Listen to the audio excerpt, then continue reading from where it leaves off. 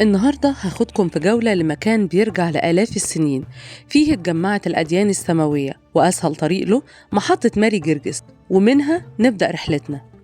أول حاجة هتشوفها حصن بابليون، بناه الإمبراطور ترجان في منتصف القرن الثاني على بقايا معبد فرعوني للحماية العسكرية الرومانية، عشان يكون خط الدفاع الأول لبوابة مصر الشرقية، ومن خلاله كان بيحكم الرومان السيطرة على أي ثورات ضدهم في الشمال أو الجنوب.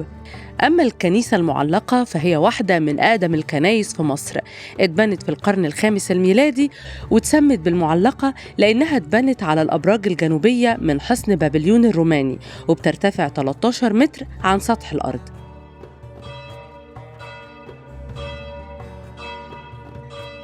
تخرج منها وتنزل سلم تحت الأرض، تدخل في حارة طويلة جنابها كلها كتب، توصل لكنيسة أبو سرجة التاريخية اللي بيرجع تاريخ إنشائها للقرن الرابع الميلادي. أنشئت فوق المغارة اللي أقامت فيها العائلة المقدسة 3 أيام قبل انطلاقهم في رحلتهم داخل مصر لما هربوا من فلسطين.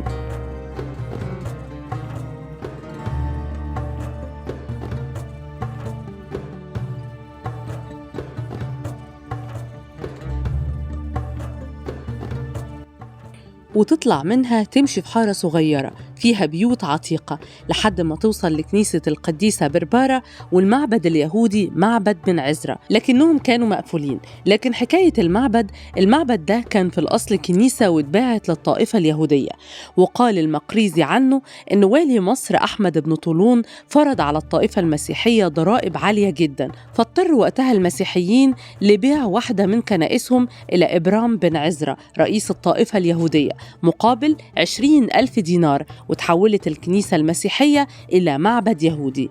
وفوق كل ده لما تطلع هتلاقي كنيسة السيدة العذراء مريم وكنيسة القديس ماري جرجس القائد الروماني، والمكان اللي اتسجن فيه وتم تعذيبه من قبل الرومان للرجوع عن الدين المسيحي.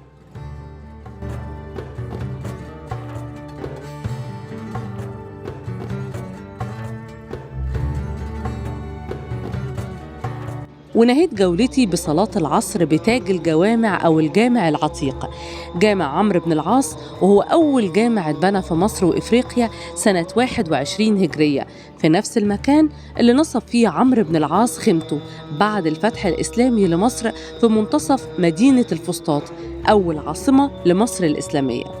الجمال ده كله والتآلف ده مش هتلاقيه في أي مكان غير في مصر في مجمع الأديان.